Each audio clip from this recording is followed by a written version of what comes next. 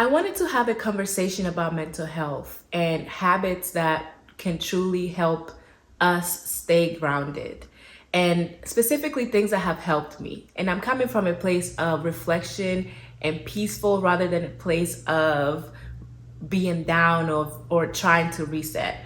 I think it's very important to stay consistent with our habits and not in a like rigid way where like habits become like a checklist, but rather from a place where those habits can be kind of like a point of reference more than anything. A place where you can grab those habits in your daily life, making sure that you are in a good place. And I really think that mental health really is influenced by things around us in regards to like our space, our thoughts, energy, and also our body. So I want to dive a little deeper in these 4 different areas that do influence us. And I also look forward into hearing ways you keep yourself in a healthy mental state. Let me know what kind of habits or different things that you do to protect your peace and your mental health. One of the things that I do is kind of making sure that my space is protected. To be more specific, making sure that I feel grounded in my area, in my space. And I'm talking about little physical space around you, making sure that you stay present in what today is. Personally, I'm a very anxious person. I carry a lot of stress, and sometimes it's not just my stress, it's other people's stress. I have been in depressive moods and also in states of anxiety. And what I realized is that I am not living in the present when I do feel that way. When you are looking at your past, you are holding on into things that are not even serving you to today anymore.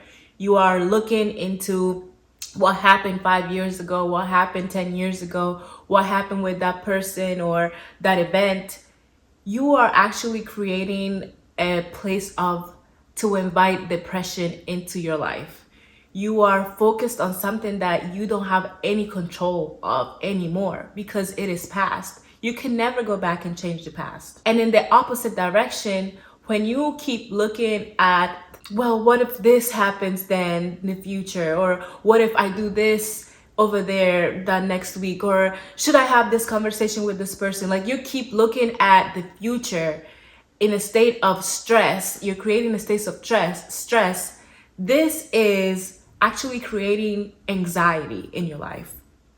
So now you're looking at the past, you're looking at the future, you are holding on into things that you can control really from the past and the future. You are literally creating depression and anxiety in your present. Why? Because you're not here. You're not focusing on where you are sitting down at this time. You are focusing on everything else, and that truly affects the way you're thinking. What helps me sometimes is to literally just stop the noise, which is very difficult to do, but I can do little things such as let me do something that will make me feel good at this time. And what I do is maybe I'll do a bubble bath. You don't have to wait for something to be super, like a great event. So that's why you're going to take a bubble bath. No, do something for you at this time. Do a bubble bath. Light a candle or put your diffuser on or have a good meal that you know you're going to enjoy. Like literally savor that meal. Like try to taste all the flavors and all the things because that's what you want in that moment. And honestly, that is so important into staying present. Those little things that can bring you back to this part of your life where you are today can truly help you taking the next step. And tomorrow will come. Don't worry. Once tomorrow comes, you can worry about tomorrow when it's here, okay? Another thing that I've come to realize is that it is difficult to let things go or shut down that noise when it's just continuously in your brain and it's playing over and over and over again. And I realized that sometimes we hold on too much. Like it's in our shoulders, and we carry other people's problems, we carry other people's thoughts on top of our thoughts, and the depression and anxiety I've already discussed. And what I found to be helpful is to completely release that those thoughts or everything that is like you're holding on to. And you can do this in different ways. For me, some habits that I've integrated in my life are journaling, for example. Mind you, I don't do these things on a daily basis, weekly basis. I do it when I feel like I need it. And I don't want you to see these habits as like, checklists. Like, do it when you feel like you need it. I journal sometimes. I open like my phone and go on the journal app and start talking to it and dictate everything. I even open the voice app, the voice memo app. I put that on and literally just talk through things. And later on, I even come back and looking at that, and it's like, that was nothing. And I was glad that I released it. Or if you have a friend that you trust, you can tell your friend, hey, I just need to release some things that are on me. I don't want you to take this information as your responsibility. I don't want you to take this information and give me any advice. I'm just in a place where I just need to talk through things. And that is it. So it is important to like release of that energy that you have bottled up. Do like a brain dump and just let everything go, so that you can start from a good place. You can be here present with today's feelings, because the past, the future that you've all bottled up in your brain, you have let go of it. And sometimes even prayer works for people. If you are religious like I am, praying can also truly, truly help, because you feel like you are releasing to God. And then there's also making sure that you are aware of what you give access to. I feel like there are two parts of this actually. The first part are the people that have access to you. Now we know like we have to make sure that we are curating who we have around, but sometimes certain people are just harder to like just cut off if they don't fit our peace or our energy. And at that point, you have to understand how you like are curating that relationship.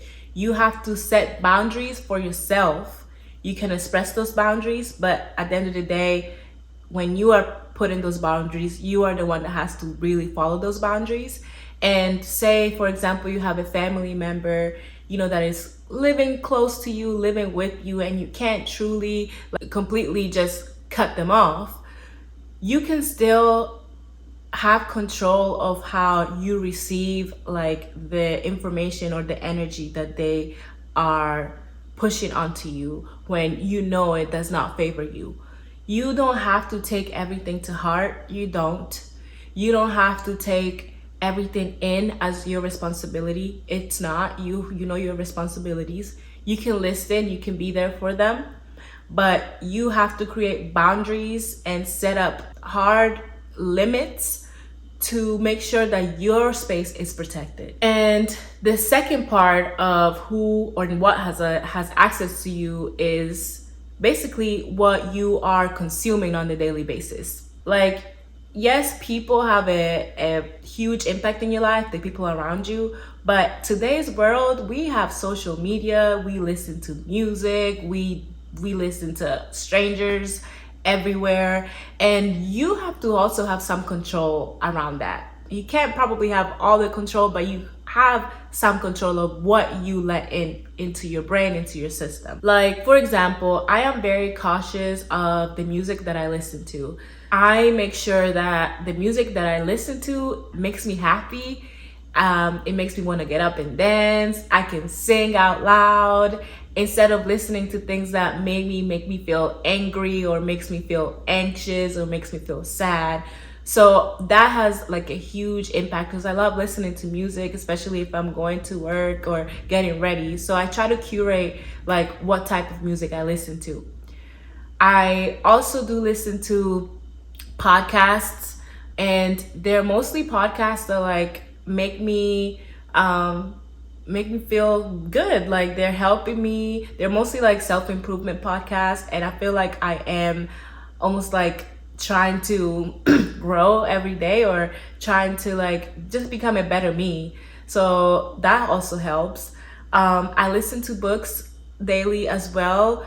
I like listen to novels or fictions, and that helps me like kind of escape in a different world. And I also listen to self-improvement books as well. Another thing that I've started recently, because I've always wanted to read the Bible, and every time I start, it just doesn't really work out for me for some reason. Every night I've been listening to the Bible audio, and that also has helped me like going to sleep in a better space, and then I wake up the next day and say a prayer. So what it truly does is helping me like going to sleep in a good mood, and also waking up in a better mood, honestly. Lastly, another thing that is very important to your mental health is your body and how you move. And listen, working out, moving your body is very important. When I talk about movement, yes, working out is very important for you. It's very important for your body. You know, I work out about 3 to 4 times a week. I go to the gym, I go swimming, I go on hikes sometimes, I go on walks. That is great. We all know that. But taking rest is just as important. Making sure that you're doing nothing can honestly be one of the most productive ways that you can truly use your body. Sometimes you just need to take a break. When you're always on the go, always going 100 miles per hour, always being busy, you know, your body really burns out. It burns out, and that is not how we were made. We were made to, yes, act, work, do things, but also we were made to rest. Actually, that is the best way for us to perform our best, is to take time to rest and literally do nothing.